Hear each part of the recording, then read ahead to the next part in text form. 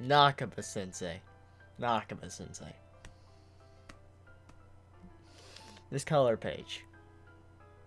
I'm a fan. I'm a fan. I'm a pretty damn big fan of this color page. This colored page to this chapter, it's just the icing on the cake with the wreckage that happened in this chapter. Nakaba-sensei had to emphasize how much wreck that these two Ten Commandments got from Escanor. This color page I'm looking at, just seeing Balor, like he's like, ugh. And then you see the Fairy King just like, damn, bleeding all over the place, burn marks everywhere, just fucked up completely. Now, yes, I know that they get up, but still, I expected that. The main point is just the amount of how much they got wrecked is just hilarious to me. Escanor, you're a good man. So, Taizai. The Taizai greatness. Yeah.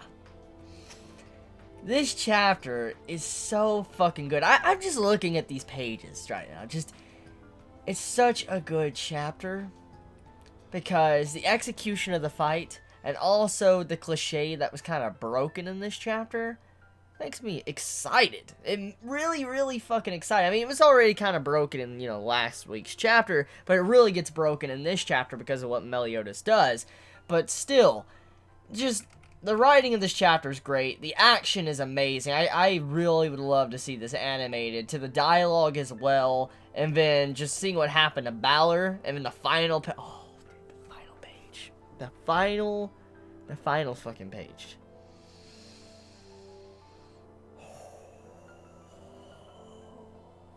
Damn. Okay, so what should I talk about first? Well, for one, the two Ten Commandments, they're not dead. But they have taken a beating. I mean, obviously. They took a fucking laser beam to the damn face, like a mini nuke, straight to the damn face. And they got wrecked pretty hard. Now, they're up and about, but they are kind of damaged. And because of this, it gave an opening for Meliodas to come down and start wrecking people. For instance, Balor and then the Fairy King. And this right here, I love that how Meliodas is thinking about this the entire time. And I love the way he just enters the battlefield. Like, he just launches down. Like, Bond's like, hey, Captain, where are you? He's like, and he's gone. And Meliodas just lands down. You see this fucking explosion because he went so fast. And I love the dialogue here. He's like, enough foreplay. Let's get the real festival started. For instance, let's get the real fucking fight started. Now, this is the part of the chapter I really love, because it breaks that cliche of a tournament arc. Now, I'm not saying tournament arcs are not enjoyable, not fun. I'm not saying that. There's many good tournament arcs out there that I really love in anime and manga. For instance, the Dark Tournament of Yu Yu Hakusho. I love the Boku no Hero Academia tournament arc. So, I have no issues with tournaments in general. It's a very nice, good breath of fresh air when you have something like this happen. For instance, all these other side fights were completely just like pushed to the side, not because they were rushed, but because let's get to the serious shit. Let's actually get to the fight that we all want to see, the Ten Commandments. And this, I'm happy. I'm pretty fucking happy. I mean, it gave enough characterization for some characters and mysteries up in the air that we're still wondering about by other characters. But for now, though, just seeing Meliodas just land, and he's like, let's begin the real festival. I knew the chapter was going to be fucking good. It was only page 8, and I knew the chapter was just going to be amazing. Well, actually, I knew the chapter was going to be amazing when I saw that color page and, the two Ten Commandments face in the concrete or dirt, whatever. That made my day. Okay, so, the fight. For the most part, I have to give Balor credit. I actually have to give Balor credit in this chapter. He took a heavy fucking hit, okay? And he is still somewhat able to fight off Meliodas. I mean, Meliodas is kind of overpowering him, but it's still, Balor was able to, at the very least, put up some form of fight against Meliodas. I mean, he was fighting back, and Balor's going all in with his hands. He's, like, kind of repelling Meliodas a little bit. Meliodas is getting some pop shots in here and there. But overall, Balor did a pretty impressive work being able to fight Meliodas after taking a hit from Escanor. That's pretty damn impressive. So I give Balor my compliments. Besides that, however, Meliodas pretty much just pushes his shit in. I mean, Meliodas punches him in the fucking shin, he's bleeding all over, he falls backwards, and then, you know, Meliodas pulls out his sacred treasure, which we already kind of got that explained a while ago. And so, yeah, we know what he's about to do, and how it multiplies his power even more. He just completely slices Balor's arms like fucking butt. Oh. Dude, that was some freaking butter, some cheese. He just fucking cut through that cheese like nothing, dude. Like, just straight through, just, ooh. He cut 2 fucking arms off in one slice. Now, I don't know if Balor is going to be able to heal his arms. I have no idea. He's a giant, from our understanding. He's like the giant king.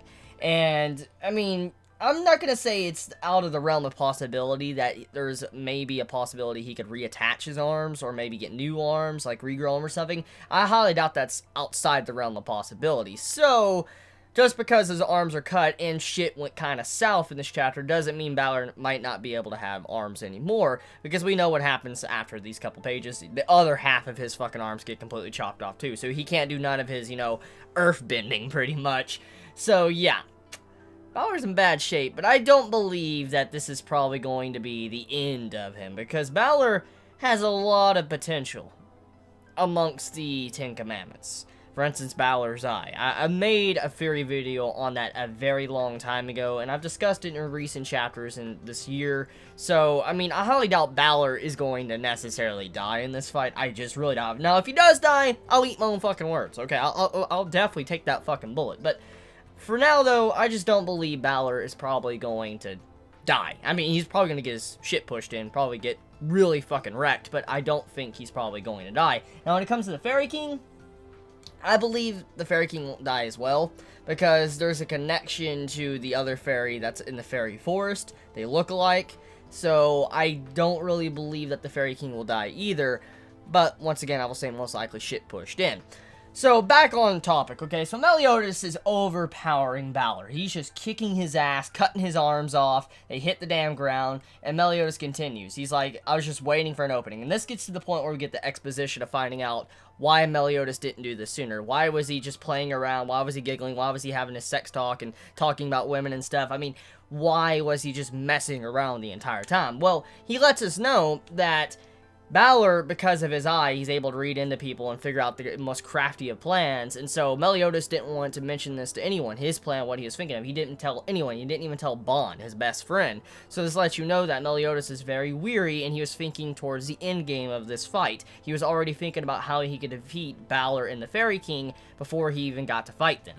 And so he was waiting for an opening the entire time for he could go in and fight, because Meliodas admits that if he was to go headfirst against Balor and the Fairy King at once, it would be his demise. Regardless of how strong Meliodas is, and we know he's unbelievably fucking powerful, still, being able to fight 2 Ten Commandments at once, and they're at full strength at that, it would be devastating. It would be something that would probably work against Meliodas. It would be an uphill battle that would not be good at all. And I mean, with Escanor kind of, you know, at this time, if he was not there, it would be even harder for Meliodas, because he would have no real backup. I mean, Bond is pretty damn strong, but he has a limiter. We know that. It was already expressed. And then we know other, you know, 7 Deadly Sins, they have their own limiters as well, and characters that are there. And so they're not really prepared to be able to face a 10 Commandment. So Meliodas at this time, because Escanor is unconscious, the only person I could see really fighting a 10 Commandment would be Meliodas and maybe Galther, since he has been implied to be a 10 Commandment. So, yeah, those are the only 2 people I could say that could fight them.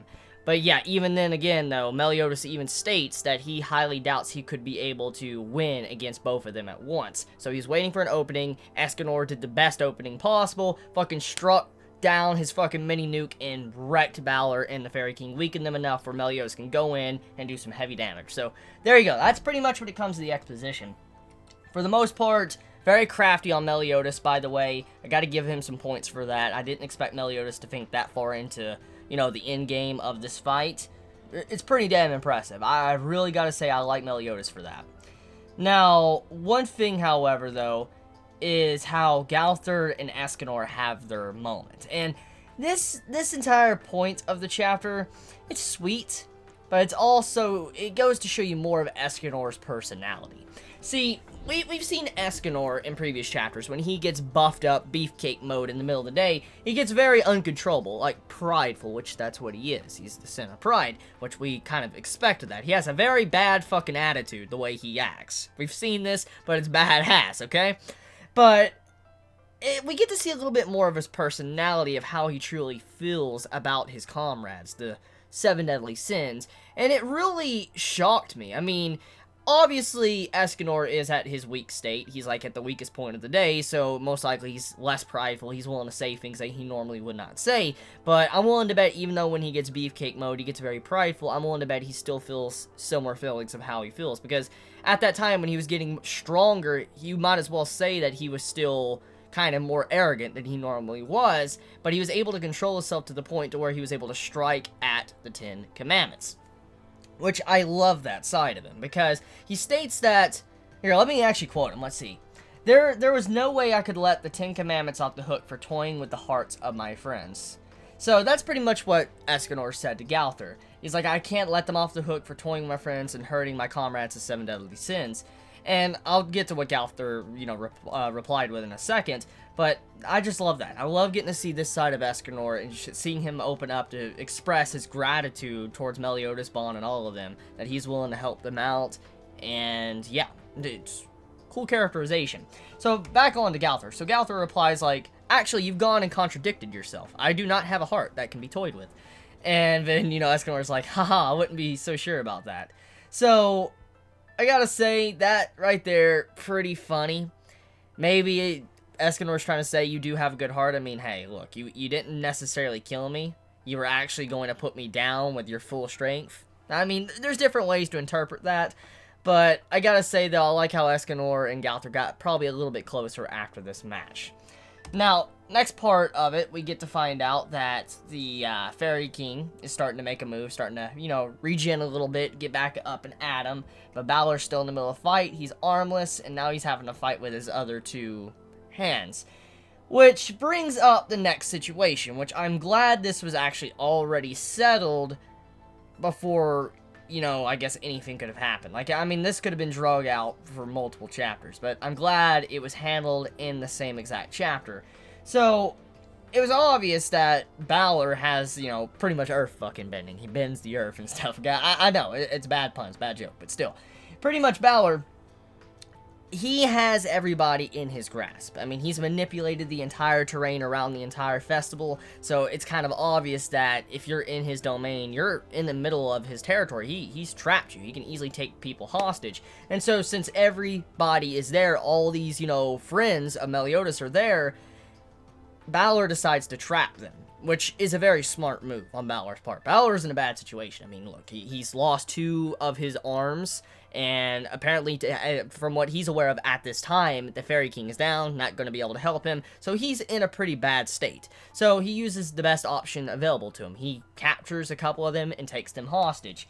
Now, Meliodas, I like his response. It wasn't drug out. Meliodas didn't show weakening, like, he's weakened and he couldn't fight back. He just straight up went savage mode and butchered the fucking Balor's other 2 arms off, where he can't, manipulate the earth anymore. So Balor pretty much is, yeah, he can't do shit. I mean, he can kick Meliodas, but then he might eventually turn into Mutsuki. So yeah, that is a bad joke. That's a very bad joke. Oh my god. That's a bad joke. That's bad. That's bad. Okay, so, anyways, after that happens, Balor pretty much takes a beat to the face. He falls down. He can't really fight back anymore. And then we find out that the Fairy King is up and about, got this armor on. Balor's bleeding all over, and he's like, I'm pretty fucked up, pretty much. That's what he would be saying. And apparently, the Fairy King says, hey, I can heal you. I'll have you all healed up in a second, Balor. So there you go. Apparently, Balor can get healed. Maybe his arms can come back. Which leads into the final part of the chapter, which was that damn fucking Meliodas transforms. He fucking transformed. Yo. He fucking transformed. If there wasn't already a color page, I'm just gonna say this right now. If there was not already a color page that I was gonna use for a thumbnail, I would fucking use this for a thumbnail. This art is so good. I would love to see this page colored. I would love to see it colored. I mean, this looks like fantastic wallpaper material. As someone is that good where you can remove the writing and shit and color, oh my god. This is wallpaper material, everybody. It's so good. It's so fucking good. The artwork to the way the lines are, or the line work, actually. The lines are just so good. The way the background blends in with the foreground. Oh my god. I mean, let's not even get into the dialogue. Quit while you're behind before things get really ugly. Oh my god. Oh my god. It's so badass. He fucking transforms against him. He's fucking controlling it. He's fucking... I'm fucking pissed. Okay, so I want to read something real quick to you. Apparently, it says right here, come to know the name of the strongest of all men, which... I don't know how to feel about that, because it's already been established that Escanor is stronger than Meliodas. Meliodas himself has already stated in the series, I'm not even joking, he's already stated it, that Escanor is stronger than him, Meliodas, at max power. So, yeah. So, when it says the strongest of all men, I don't know if that's a mistranslation, or if this is trying to tell us that maybe Escanor might get back up again.